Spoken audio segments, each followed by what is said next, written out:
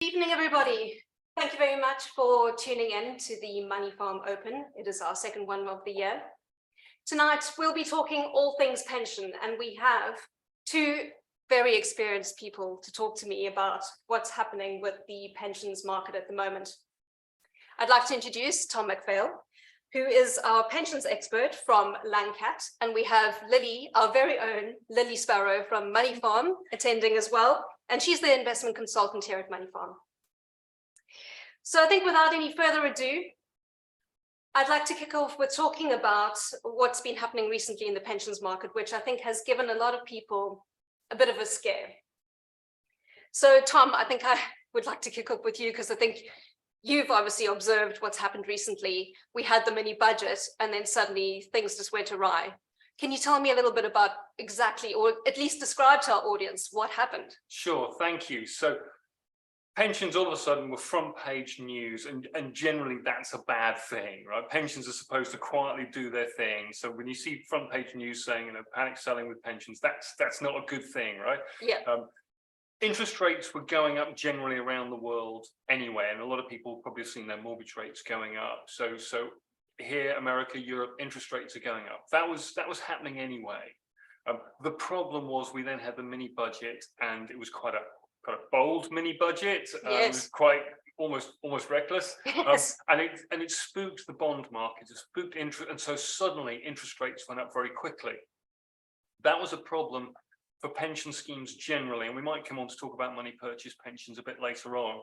I want to just focus on the final salary pensions, the guaranteed pensions, the supposedly safe, secure pensions that just quietly do their thing and then pay out guaranteed pensions incomes to people in retirement. There aren't many of them still open now, so they're mostly relevant for people in their 40s, 50s, 60s and in retirement. If you're 20 or 30, you're probably not in a final salary pension scheme now, unless you work in the public sector. But these schemes have billions of pounds of assets. They've invested a lot in government debt. And in the normal run of things, everything would just quietly go along smoothly.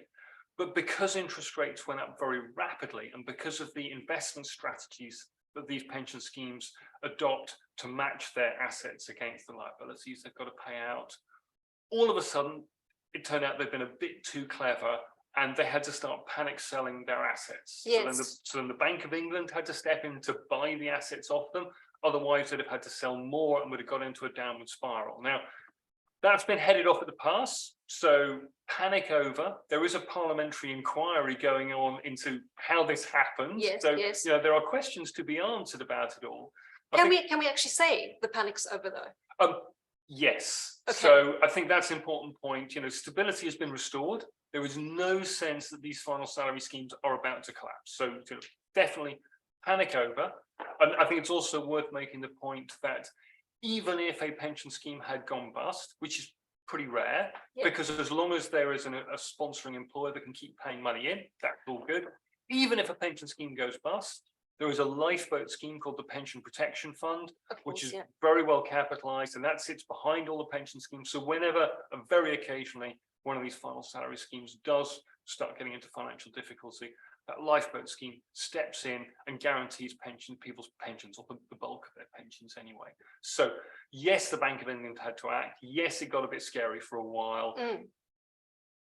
It was all headed off at the pass, and those problems around those final salary pension schemes have now been addressed. But as I think we'll come on to a bit later on, there have still been knock-on consequences for people, particularly those approaching retirement who've got money purchase pension schemes, because those movements in interest rates have had significant consequences for some people. Yes, yes. Lily, what would you like to add to that? Well, one interesting thing you said there was in regards to the pension protection funds, and I was just interested to find out a little bit more about that in regards to how secure actually is that, and how much does it actually cover in respect to pensions? Yeah, no, good question. So if your employer has gone bust and your pension scheme is running out of money, the pensions regulator can allow your pension to be taken into the pension protection fund. So the pension protection fund takes over the assets. That's one source of money for it. All the final salary pension schemes pay a subscription to the pension protection, like an insurance premium every year. That's helped it build up a healthy surplus of billions of pounds of spare assets. So it is very well capitalized at the moment. And there's no hint of that being an issue at all. And every time it has had to take on a pension scheme, it's been able to do so very safely. Where someone's final salary pension scheme does get taken over by the pension protection funds, typically you still get about 90% of the pension you were promised. So you lose some of your inflation proofing. It's not a total guarantee, but it's still a pretty good one. And if you're faced with your pension scheme going bust, the fact you can still get 90% of what you promised is pretty good. Mm-hmm. If we talk about older pensioners, I know you said the panic is over, but I would imagine that they were the ones that were panicking the most. Yes.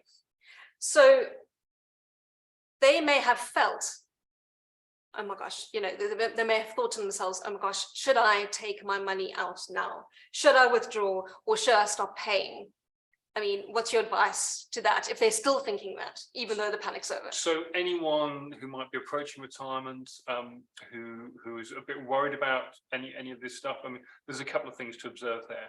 One is, if you're in a final salary pension scheme and you want to transfer your money out, you're giving up a guarantee, and generally it's not a good idea to do that. That's a good starting point. So if you've got a guaranteed pension, generally you're better off sticking with it. If you want to move that money out of a final salary pension scheme, you have to take financial advice. You've got to go to a qualified financial advisor and get them to look at your situation and tell you whether that's a good thing or not. And that's a safeguard that's been put in place to protect people, because generally it's a better idea to stay in the final salary pension scheme.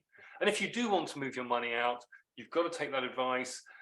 The paperwork takes a couple of months anyway. This is not something you can rush along and say, sell today and get the money out tomorrow. It doesn't work like that. So for anyone that was concerned about that, who's approaching retirement, you can go through that process and talk to a financial advisor and see whether it makes sense to transfer your money out.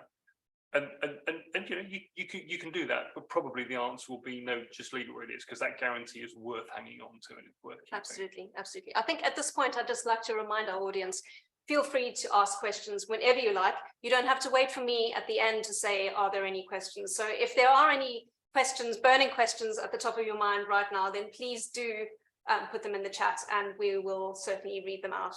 So Tom, just to recap though, what should you do if you're about to retire? You've said it will take a long time to sort of sort the paperwork out though, but if you're close to retirement, what kind of position would you find yourself in right now? Okay, so there's two pots of money here that might be worth just talking about. So if you've got a final salary pension scheme, which many people in their 50s and 60s will have, lucky enough to have built it up when they were in their younger working lives, you actually don't have to do much, right? So the final salary pension scheme, which might pay out at age 60 or 65, when you get there, you have a choice about taking out a lump sum, and then they will pay you a guaranteed income for the rest of your life.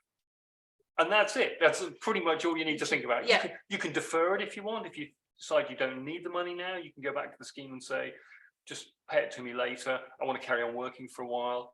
And they might increase your pension in recognition of that, the fact that you're not drawing it now, that you want to take it in a few years' time. They'll pay you a bit more later on. But that's the virtue of a final salary pension scheme. It's guaranteed, it's simple. You don't have to worry about any of the investment management or any of that. When you get to retirement, they pay your income, and that's pretty much it. You can make a few choices, like whether you want that lump sum or not, but otherwise that's it. If you've got a money purchase pension where you've just got a pot of money, that's a whole different story, because basically that's a savings pot which you built up, and then you've got choices about how and when you draw that money out, and managing that income retirement is definitely something you need to think about a lot more. Absolutely. I mean, we've got something as well, which is the state pension. And tomorrow, I mean, there's obviously rumors at the moment as to exactly what it is that will be covered in the autumn budget. We had the mini budget, and I know tomorrow, and but maybe I was thinking we could unpack a little bit tonight just about what would affect pensioners, because obviously we're talking about pensioners. So we have the budget tomorrow. What worries or concerns could there potentially be in that budget? I think it's really interesting that, as you say, we had the quasi-Kwarteng mini budget a few weeks ago, and we've seen such a change in the political winds since then. We've had a lot of expectation management from Jeremy Hunt and from Rishi Sunak. They keep saying it's going to be really bad. It's going to be really, really bad. We're going to have to cut spending. We're going to have to raise taxes. It's going to be horrible. I suspect that when we get to tomorrow, it'll be slightly less horrible than we've all been led to expect. And then we'll all go, that wasn't so bad, was it? But it's still going to be pretty horrible. So they are going to have to raise taxes. They are going to have to cut spending. Inevitably, there's a lot of speculation around the state pension triple lock and to the extent to which they're going to increase that with inflation, which is currently, of course, very high, around 10 or 11% a year. So the inflationary increase on the state pension is definitely going to be a focus of attention. My guess is they probably will fully inflation-proof the state pension when right. Yes. So they'll keep the triple lock. They'll keep the triple lock for now. I think in the longer term, we can talk about that more, but I don't think it's sustainable in the long term. Why not? Okay, so because it's expensive. Because it's expensive, and it's really interesting. When they introduced the triple lock back in 2010, it was a Liberal Democrat idea as part of a coalition government, and the Treasury kind of signed off on it without really thinking about what they were signing off on. And I've spoken to the pensions ministers at the time, so I know that they didn't really think about it quite hard enough. And the guarantee of an increase of the best of 2.5% or earnings or inflation means that pensioners' incomes in terms of the state pension are always going to be running ahead of everybody else. And they needed to do that because state pensions had fallen behind everybody a little bit. So the triple lock was a way of just progressively bringing the state pension back up to speed again. And the state pension still typically makes up around a third to a half of people's retirement incomes. So it's still really important. Really important. Really important. Yeah, absolutely. I just think inevitably this government or a government soon is going to get to the point of saying, well, look, it costs £104 billion a year, the state pension. It's a very expensive line in government expenditure. And I think at some point they're going to say, look, we've brought it up to speed now. We will just pull back a little bit on the triple lock, maybe make it a double lock, maybe we'll take the inflation element out of it. But I suspect they won't do that tomorrow. I don't know. I do think we might see some other tweaks to the pension tax system tomorrow that could restrict the amount of tax relief people are entitled to, because the government gives away around £40 billion a year in tax relief to encourage people to save for retirement. So it's again, big ticket item in the government's expenditure. If they can find some ways to trim that off, maybe freezing the lifetime allowance for another couple of years is a strong contender. That's all going to have implications for people coming up to retirement. They're going to find either they're going to have to pay a little bit more tax on their savings in retirement, or they're going to be able to save a little bit less in the run up to retirement. So I wouldn't be surprised if we get a bit of bad news on pensions tomorrow. We have our first questions from our audience. So the first one is from Maya, and it will actually be directed at Liddy. So Maya has asked, and I know that this is something we're going to talk about further down in our conversation, but Maya has asked, how best can you compare pension funds? And what should you be looking for? Lily, can you help us with that? Yeah, of course. And I think that's a very difficult question to answer. And the reason I say that is there's not one perfect pension fund for every person, in my opinion. It very much goes down to what is that person actually looking for, especially when you're thinking about the time horizon that that person has towards retirement, whether that person is looking for something a little bit more guaranteed, or whether they're potentially looking for something that gives them that investment flexibility, really, when it comes to choosing your own assets, what you get to invest in. So in my opinion, it can be very difficult in the market to find a pension that works for you. But I think it's very much important to assess what your priorities are when it comes to retirement. Are you looking for something where you can consolidate all your pensions in one place for ease? Are you looking for something which is cost effective so you can, really benefit of compound interest over the long term? And I think that's one thing that you need to have a question with yourself, really, to start with. What are my priorities? And off the back of that, you can establish which pension could work best for you. What do you think about that, Tom? Yeah, no, I absolutely agree. And I think, it's interesting that we went through this program called auto-enrollment a few years ago, which was a really necessary government intervention to get more people saving for retirement. Understandably, pensions are a hard sell. Like, we've all got better things to do with our money. It's like especially for younger people. Yeah, absolutely, and particularly right now. So, but it's also a really good idea to save for retirement. So the government realised that just constantly shouting at people, telling them to save for retirement wasn't working. They introduced this program where they just put everybody in a pension through the workplace, and that worked really, really well. But the problem with that was, you got default membership. You didn't have to think about it; it just happened for you. got a default contribution rate. You didn't have to think about that. It was just done for you. You put some money in, your employer put some money in. All great. You get a default investment choice, to Lily's point. They just picked an investment fund for you. Now, that might not be the best investment fund for you. So auto-enrollment was great at getting the participation in pensions up to a much better level. Most people are now saving for retirement and getting free money from their employer. But that doesn't mean you can just like fire and forget. You still need to take an interest in how much you're saving and whether that's going to be enough for you, and where your money's invested, and particularly as you approach retirement, whether you're comfortable with the level of risk you're taking, whether that's going to be the right investment strategy as you roll through into retirement. You might want to start drawing money back out again. You've got to think about all that kind of stuff. You've got to maybe do a bit of research for yourself. So to Lily's point, there is no one perfect pension. You've got to think about what's going to work best for you. Absolutely. Maya, thank you very much for your question. So the next question is from Raj. And Raj asks, are public pensions such as the NHS and police the best pension in the UK? And this is a question for Tom. Yes, they are. It's like, that's a pretty simple question, that is, right? So if you're in the fortunate position of being offered membership of an NHS scheme, particularly police schemes, are a really good one, right? So all the public service pension schemes are really good. Most of those guaranteed final salary pension or defined benefit pensions have been shut down by the private sector. Private sector employers came to the conclusion that they couldn't really afford them anymore, and also we have a more mobile workforce these days. So actually we're just going to not offer you these guaranteed pensions anymore. I actually think I think in some cases those public sector pensions are too generous. We have a family member that works in healthcare. Nurses' salaries are not great, right? So there's a lot of public sector salaries are not particularly generous relative to private sector, but they get really, really good pensions. I think there's an argument for saying to redress the balance a little bit, to give them slightly less good pensions and slightly more salary now. And I think that would be a really interesting sort of policy conversation to have. So obviously some beyond our pay grade today. But come back to Raj's question, yes, these are really good pensions. And if you can join one, you should.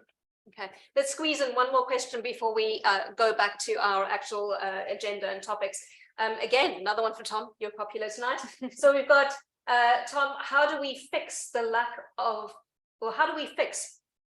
pension engagement with self-employed workers? Oh, yeah. Lots to talk about there, I suppose. So what's your view? That's a real problem, and auto-enrollment has largely fixed the problem for employees, not everybody, but because there are still low-paid workers who aren't saving, and so it's not perfect, but it's pretty good. There's a lot still to be done for self-employed people. Participation in pensions for self-employed is pretty poor. Arguably it's complicated by the fact that there are other savings vehicles they can use, like ISAs and lifetime ISAs. So it's not a simple decision for the self-employed people. There's a lot of talk about whether we could introduce an auto-enrollment scheme for the self-employed using the tax system. I know the last pensions minister, I know the chair of the Work and Pensions Committee. There are politicians who would really like to find a way through the tax system to auto-enroll the self-employed into some kind of pension arrangement. But it's not simple because you don't have that mechanism of the employer to do it for you. So, and I think just a final point on that, because pensions are complicated, because the tax relief system is not intuitively simple, it's not surprising that a lot of self-employed people who are concerned about their businesses, who want to invest their money either in their business or in their family, in their home, it's very easy to not go down the road of choosing to put their own money into a pension when maybe the tax relief system doesn't entirely make sense to them anyway. So. Exactly, and especially if you're young. And I suppose that's where I wanted to swing around to you, Lily, and talk about the young people. I mean, I know we are always, when we talk about pensions, we think about older people, but when it comes to younger people, what would you say, what would they need to do at this stage? They might be thinking, I'd rather go on holiday, I'd rather save for a mortgage, pensions, priorities. What would you say about that? Yes, definitely. And I think this is a fundamental issue within pensions, is when you are younger, naturally, you have other priorities that you would like to save towards. But as we touched on earlier, the auto enrollment, which was put in place, really has helped encourage younger savers to get invested into the market. But one thing that I always say, especially when it comes to auto enrollment, is it's a really interesting concept, because although you are put into a pension, which is great, and you're getting contributed towards that pension, it doesn't necessarily mean that that pension is in the right place for you. And one thing that I would always say as well is it's really interesting, really important to review your pension and who's actually managing that at the moment. You know, how much are you being charged for that at the moment? Because just because you've been put into that pension doesn't mean it's the right pension. And one thing that I would say as well, especially for younger savers, is typically now, you know, it's a lot more common for people to change jobs more frequently, you know, whereas previously you'd see people stay in jobs for 5, 6, 7 years as an average. Now we're seeing people move frequently between jobs, and also seeing more self-employed people as well. And off the back of that, it's left us in a position where a lot of people may have previous pension schemes, workplace pensions, which are sat with Aviva, sat with Nest and these large institutions, but you actually don't know what's going on with them. And I think it's a really interesting concept that people who are younger need to try and stay on top of where their money actually is, because it's strange with a pension. You don't see it as an asset sometimes, like a property that you have, or like an ISA that you have. Exactly. You tend to try and you put the money away and you forget about it, especially if you're younger, right? You only start getting yourself concerned when you are closer to retirement and you go, okay, what have I got? Let me check. Exactly. But what you're saying is when you're younger, you need to start managing. But I mean, that's going to be difficult when it comes to doing it on your own. I suppose that's why we have companies like Moneyfarm. Yeah, exactly. And I think that's one massive thing. It's so easy to lose track of where everything is, right? And like you said, it's very hard to prioritize when it's so far away in the future as well. But it's so important, especially when you're early on in saving for retirement, because you have time on your side, and in essence, you have markets on your side as well, especially in defined contribution pensions, in which you do have typically more investment choice for yourself. You know, if you're in your 20s, you're starting off your retirement journey, and let's say you're in 100% equity or a 80-20 portfolio, you know, ultimately the compound interest you can see over a 30, 40, potentially even 50-year period, depending on when you're looking to draw down on your pension, is huge. And to forget about pensions that you have, leaving them in providers which, you know, may not be the best place for your pension with large fees, can really, really minimize potential growth in your portfolio as well. But one thing that I would always say is, one thing that I love about Moneyfarm and working here is, you know, people can just call us up and have a very easy conversation regarding, you know, what have you got elsewhere? What we do, you know, our pension here as well, which does allow people to consolidate and also manage charges and have a clear view of, you know, what's going on with your pension. Is it up? Is it down? What it's actually invested into as well. So I definitely think that's something important to review. And the call is free, as in Yeah, they can call you for free. They're not going to get charged for. Of course. So everything we provide here in regards to the consultants are completely free. There's no additional charge. It's not like an advisor, for example, where it can cost between 1% to 2%, depending on who you're speaking with. So yeah, I would always encourage people, if they have any questions, to give us a call really and have a chat, because each person's situation is very unique.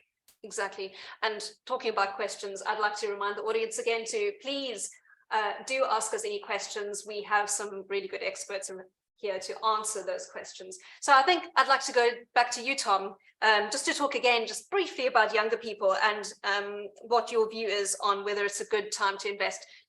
It's so hard because they've got other priorities. They've got mortgages, they want holidays, they've got the university student loans to pay for still in some respects.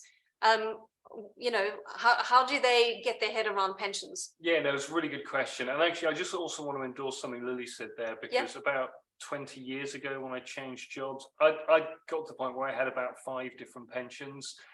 And I mean, it's a classic problem. People move house, and they change utilities, they let their phone provider know, they forget to let their pension company know. It happens all the time. So it's really easy to lose track of your pensions, and the government's trying to do things to make it easier, and that will help.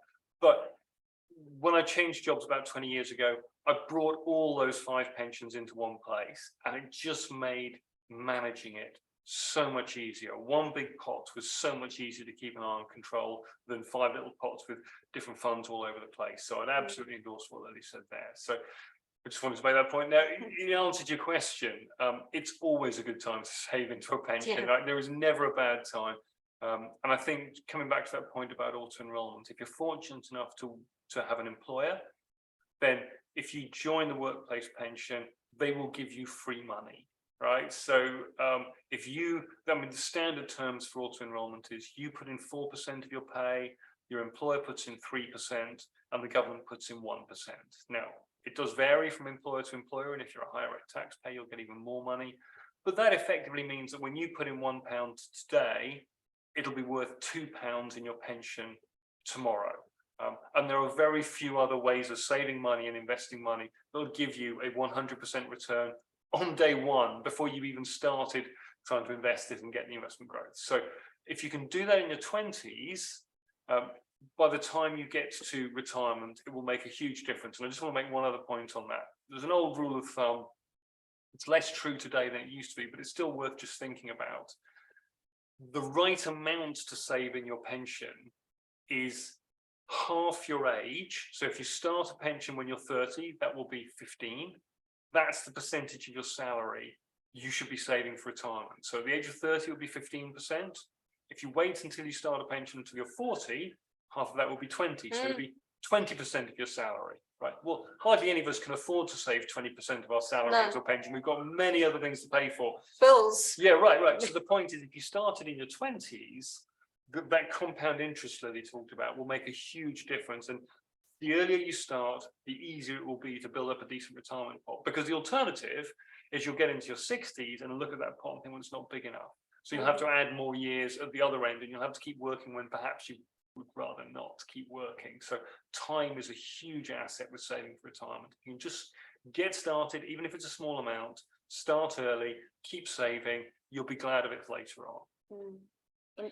Right, we do have another question, but before I got onto that, let me just briefly, because we did touch on it, the sort of lost pensions or pensions all over the place.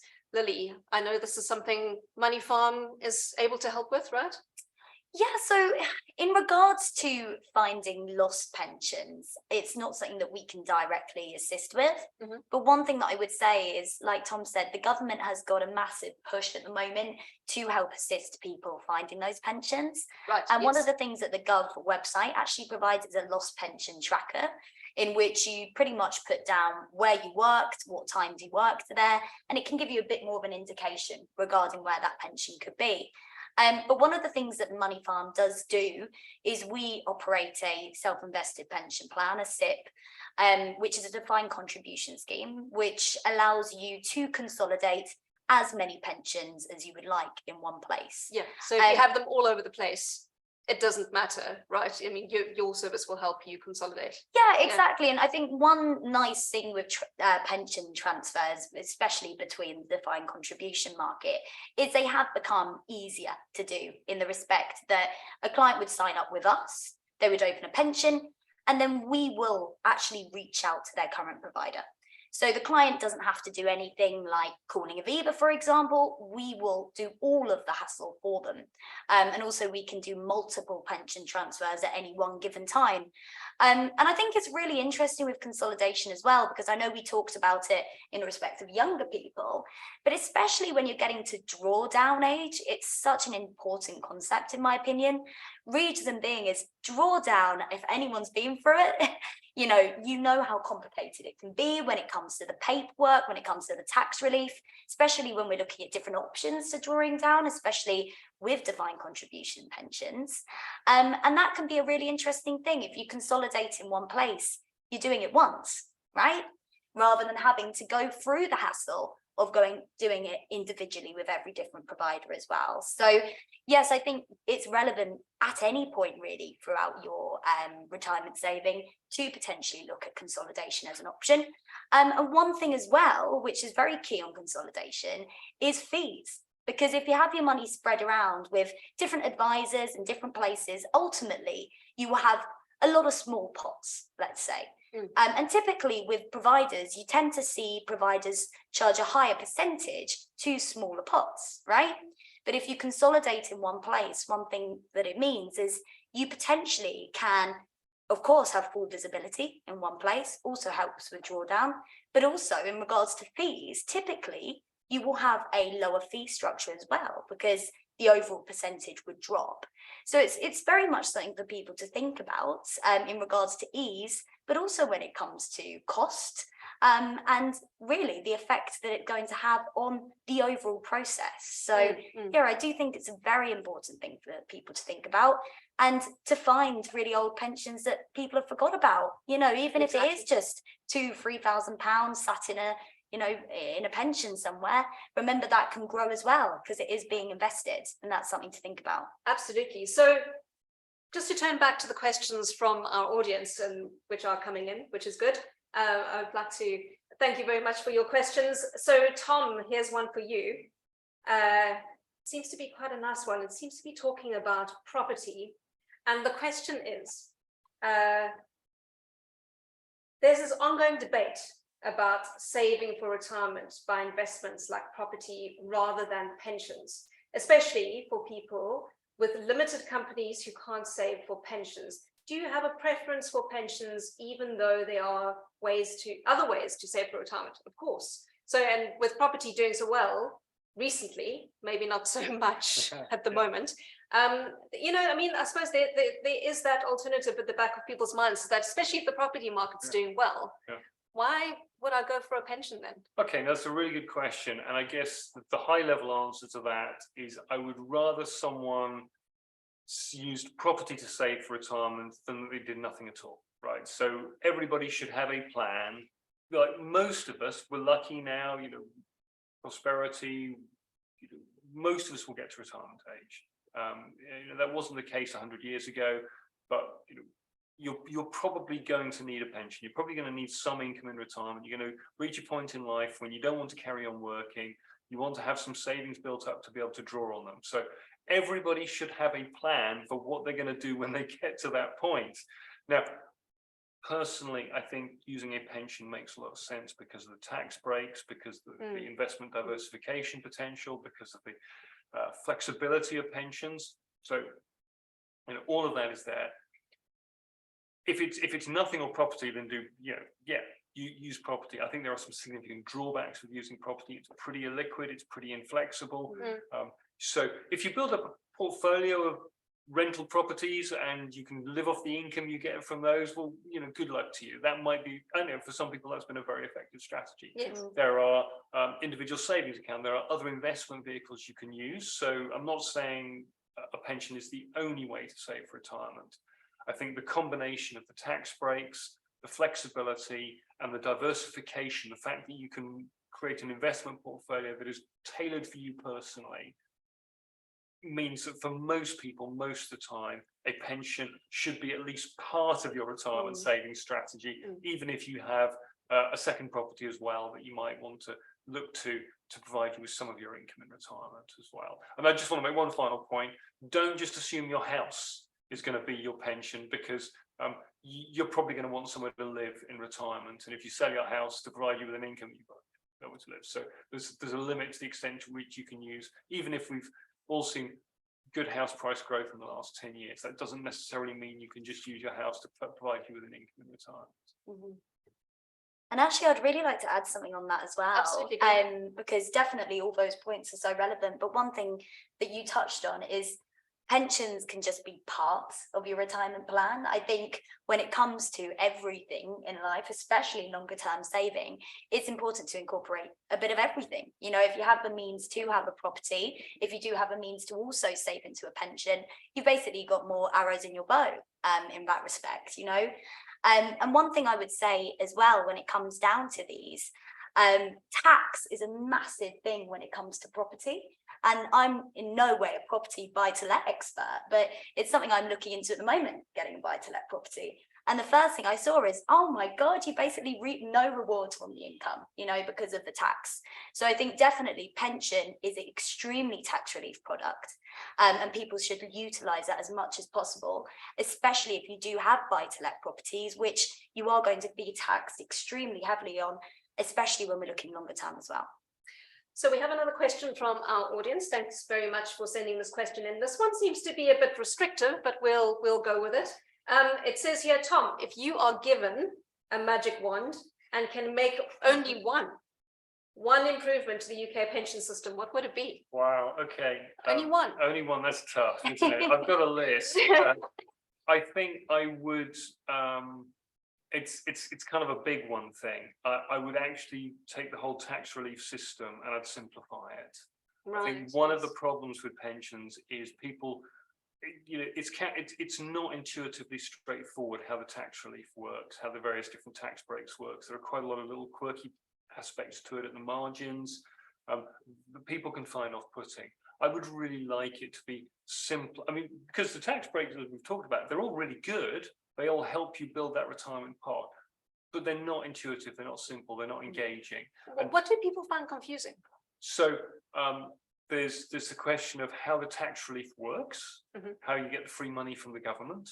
If you're a high rate taxpayer, you get more free money from the government, but there are two different ways you can get the free money from the government depending on the type of pension scheme your employer operates. And then there are allowances even if you don't pay any tax, you can still get some tax relief from the government. But then if you're in the wrong type of pension scheme, you might not get any tax. So, we very quickly disappear down rabbit holes and all this kind of stuff. And I think a simple, compelling message of, if you put in X, we will give you Y, right? 2 for 1, whatever the deal might be. I think a much simpler system, a more engaging system, would make it easier. We talked about self-employed earlier on. So that messaging around if you do this, you will get this. I think that would be a really valuable step forward to make to encourage people to engage with the system. Do you think we could dream or hope that they will address that tomorrow? I think that's extremely unlikely. So I mean,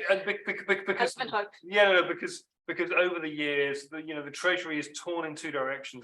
On the one hand, it wants to encourage people to save for retirement. On the other hand, it doesn't want to give away too much tax relief.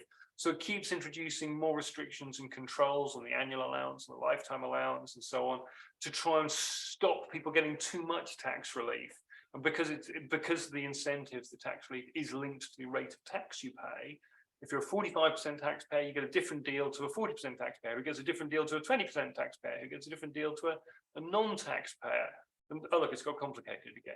So they're all good deals, but they're not simple. And I think for the Treasury to unwind that, to untangle this spaghetti bowl of different reliefs and allowances and exemptions, it would be a really huge undertaking.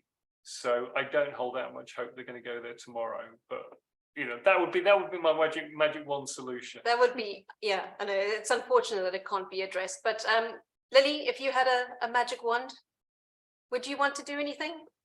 You know what, it's such an interesting question. And when it comes down to one specific thing, it's almost impossible. But one thing that I would say is, in my perspective, one thing I find very difficult is actually state pension. And what I mean by that is, like you said, almost a third of pension income comes from a state pension. Whereas for me, by the time I retire, I don't know if there will be a state pension. So I would like a little bit more clarification on the future of state pensions. I mean, Tom, I don't know if you have an opinion on that. No, we can talk about that. I think, just one observation. Technically, the state pension is a welfare benefit payment, right? Yeah, it's not a right, it's not an entitlement, it's a benefit payment. But my point about that is, it costs over £100 billion a year. If they took that away, right, they'd just have a whole load of welfare benefit claimants, because all of a sudden people wouldn't have enough money to live on in retirement. So they'd just be pushing down on the waterbed over here, and it would just pop up over here. So I think it is pretty much impossible for any government to ever engineer a situation where they could say, do you know what, Lily, you're young, we're just not going to pay you a state pension. I think that would be really hard for it to happen, even though the population is getting older, and we're going to have more and more pensioners and fewer taxpayers, and that demographic shift is a really important challenge the government has to wrestle with. Still, I don't think there'll ever come a point when they're going to say, you're not having a state pension. They might chip away at it a bit. It might get a bit less generous. They could even conceivably one day in the future make it means tested. So Lily, maybe if you're really successful with your investing and you've built up lots of money by the time you get to retirement, they might say you're going to get a bit less from us. But will they ever take the state pension away? I just can't see how they could do that. I agree. Let's move on from the state pension and look at defined benefit. So I'll start with you, Tom. What would you say is the pros and cons of defined benefit? So the advantages of defined benefits from a member's point of view is you just don't have anything to think about or worry about. I mean, it used to be the case you'd even get put in a pension without even knowing it. They'd just put you in a pension and they'd start building up this guaranteed pot of money, and you could just go and play football and it would be fine because it was all going to happen for you. So that was great. And for the member, there are very few downsides other than the fact that it's quite inflexible. So if you want to be able to control what happens with your money, they're not great for that. But then arguably, why would you want to? Because all that happens is you get to retirement and someone just puts some money in your bank account every month. And that's a pretty nice place to be. The downside for final salary pensions is they're really expensive. And this is why they almost don't exist in the private sector anymore, because employers just kept looking at the costs and thinking, it's adding an extra 30% onto our payroll. We just cannot afford this. And that is why now pretty much the only defined benefit pensions still open, still building up are public sector ones where they're being paid effectively by the taxpayer. Yeah. And I think, so we talked about state pension, we talked about DB. Let's talk about SIPs, Lily. So at Moneyfarm, we offer a SIP. How important would you say it is to invest in this product? Yeah, so of course, when it comes to a SIP, one thing that I love about it is if you're self-employed, it could be your main pension, right? It's a defined contribution scheme, gives you that investment flexibility. But also, a lot of people will not think of opening a SIP alongside their workplace scheme, okay? But why not? Well, this is the thing, it's an interesting concept where people are investing into their workplace scheme. Of course, ultimately, you can top up with your workplace. But a lot of the time, like you said, people kind of take their foot off the gas. They know that their employer contributes a certain percentage. You do that as well. And you just know that you've got a pension. But barely anyone actually utilizes the full £40,000 allowance, okay, or your salary, depending on what's lower. And you've always got the option, to of course have your workplace pension scheme, but to have a SIP on top of that as well to maximize that. And one interesting thing is you can always diversify a little bit, especially when it comes to self-invested pension that might be slightly different to diversify, that may be ESG, for example, the socially responsible stance. And then, of course, you've got your workplace pension scheme as well. So I think one thing that I really like about the SIP is it can be very much flexible to everyone.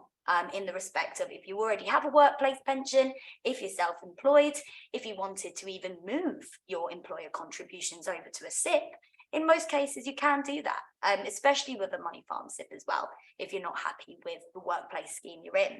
So it definitely gives you investment flexibility and freedom, especially when it comes to investment choice as well. And yeah, that's one thing I like about it. You can open it in really whatever situation you're in. So before I move on to you, Tom, about your opinion on SIPs, I just thought I'd invite the audience again to just send any questions in that you may have about anything pension related. So, and Tom, what do you think about SIPs? I just really want to build on what Lily said there, because she also made the point earlier on about changing jobs. So I think if you're offered a workplace pension where you're going to get an employer contribution, it's always going to make sense to join it and to get the benefit of that free money from your employer. But we do change jobs very frequently now. And so you're going to build up these, if you're not careful, I've got another pension, right? So I think that logic of having your workplace pension and then taking out a SIP as well. And then when I change jobs, I'll take whatever built up in my workplace pension and I'll transfer it into my SIP. So then I've got one consolidation vehicle. And then I start a new job and I get my employer's pension and I get my employer's contributions going into my new employer's pension. But when I leave that job, I'll pick up that pot of money and I'll put that in my SIP as well. And so I keep moving jobs and keep building up these workplace pots, getting the free money from my employer, change jobs, consolidate it all into my SIP. So effectively, you're running a two pension strategy, one for consolidation to build up for your lifetime, and one to take advantage of whichever job you happen to be in at that moment, or whatever free money is coming from your employer. I love the investment freedom you get with the SIP. So being able to, as Lily said, being able to tailor your investment strategies to whatever you think works best for you. And I absolutely think as you approach retirement and you start making that transition from building up a pot of money to drawing an income down from your retirement savings, again, a SIP is a really good vehicle to use to do that. Absolutely. I'd actually like to bring in something that Lily touched on very briefly, but something we can expand on, and I'd like to get both of your opinions on it really. She touched on ESG, so, green pensions. And I know we can, you were talking about the flexibility of a SIP. So with regards to that, if we are concerned about the environment, obviously we're busy going through COP is coming to an end. So we have the choice to invest sustainably and responsibly if we really wanted to. So do you have any views on that and how people can go about that? Yeah, so again, if you've got a SIP, you've got a very wide range of investment choices available to you. You can, for example, invest in an ESG ETF, right? So exchange traded fund, they have typically very low management charges because they're largely passive. So you can tailor your investment choices to meet whatever particular values and criteria you think are important to you. So whether that's an environmental concern or social issues, or animal welfare, whatever it is that matters to you, you can tailor your investment portfolio to meet your values. And I'd also make the observation, we're all constantly being told how we need to be mindful of our impact on the environment and climate change. And I ride a bicycle as much as I can. I try to avoid driving my car. We all do these kind of things, right? The impact you have on the environment through your investments will typically far exceed anything you do in terms of your lifestyle and behavioral choices. So pursuing an ESG strategy with your savings, particularly as you build up a bigger and bigger pot of money, will actually have a much bigger impact than whether you choose to become a vegetarian or you choose to catch the bus or whatever. So SIPs are really good for addressing those kind of concerns because you've got that investment choice. You can do your research and pick whatever funds. Absolutely. So we do have another question from the audience, but before we go on to that, Lily, did you have any views on that? Yeah, to be completely transparent, very, very similar to Tom in the respect that, that's one great thing about the SIP. You have complete freedom regarding what you want to invest into. Obviously, one great thing with Moneyfarm is we do have specific ethical funds. We've got 7 of them for all different risk appetites, which means you don't necessarily have to go and pick it yourself, but you can be rest assured really that you are actually investing in a more ethical place. But yeah, I would just say that really that's one great thing about the SIP is that you can have more investment control. Right, and to move on to the question that we got from our audience, there's someone here that asked, a lot of us are being put off investing into pensions because of the annual allowance charges and tapering allowance for higher earners. Are there ways of reducing these charges? No. And I wish we could reduce charges. Yeah, we talked a bit earlier on about the complexities of the pension tax system, and this is one of them. So as Lily had mentioned, you have a standard annual allowance of £40,000 or your salary, whichever is the lower, and you can put up to that amount into a pension and get tax relief on that contribution. So you can put in some, for most people, pretty chunky sums of money. If you're fortunate enough to be a high earner, however, that annual allowance can become relevant. If you're a very high earner, that annual allowance starts tapering down all the way down to £4,000 typically if you're a very high earner. So the Treasury have looked at people earning £100,000, £200,000 a year, and they said, look, you don't need much help from us. And there is no easy way to get around that, unfortunately. So I guess really that links back to a point that we were making earlier on. Build up as much money as you can in a pension when you can. I think the general direction of travel from the government for the foreseeable future is to keep putting more restrictions in, to keep chipping away at those tax breaks. That's a trend we've seen since 2010 when we had the coalition government and the austerity years, and it's carrying on now. And I think we'll probably see some more of that tomorrow. So I think the basic strategy is get as much tax relief from the government while you can, because they will keep finding ways to take more of it away from you when they can. Exactly. Lily, so the problem that one of the many problems that we've come across when it comes to pensions is the sort of reluctance to talk to a pension fund consultant because of the fees involved. So how would you say Moneyfarm's different then? So again, one thing that I think is great about Moneyfarm is, you know, I used to previously work at an advisory, and one of the reasons I wanted to move to digital wealth management is because fees are, in my opinion, much more affordable. Okay, obviously it's a completely different service that we offer. You know, we're not going to give you direct financial advice regarding what you should be doing, but one thing that I love is that you are paying lower fees, but you still get the opportunity to actually pick up the phone and speak to someone straight away, to chat to them regarding your own unique situation as well. You know, what's going on in your life, what your issues are, how we can actually assist you. Okay, and I think that's a very important thing. You know, in essence, you're able to pay slightly lower fees than what you would do if you were speaking actively to an advisor. I mean, to delve into that a little bit deeper, when you're paying an advisor, typically the minimum amount you're going to be paying on top of any management charges is a 1% fee, okay, as usually a minimum, okay. If we're looking at that, our fees, if we're looking at our highest bracket, is 0.75% as the management fee, okay. So if you put that into perspective, you know, it's considerably lower than what you'd be looking at just for advice, not even including management fees on top of that. And I think definitely when it comes to charges, it's a very, very key thing to think about, especially with pensions, because of the compounding effect of fees over time as well. And when I say that, I really don't think it's just geared towards younger people. You know, even if you're, let's say, late 40s or early 50s, you know, especially when you're looking at things like you're looking to draw down at 65, 67, you've still got almost 20 years to worry about there. So, you know, I think fees is a very, very key point, and I think advice is extremely important, especially in some specific situations. But one thing I do love about Moneyfarm is that we can talk to you and speak regarding your situation, potentially not advise, but of course inform on our opinions. We have another question. So this one is for Tom, and the question is it too late to start a pension at 58 with a lump sum in your hands? So I'm assuming this person has a lump sum of some sort from somewhere, but at the tender age of 58. Yeah, it's never too late to take advantage of the tax breaks on pensions and the contributions you can put in. You're restricted, as we've talked about, you're restricted on the amount that you can pay in. So it's the lower of whatever your current salary is, whatever your income is, and £40,000.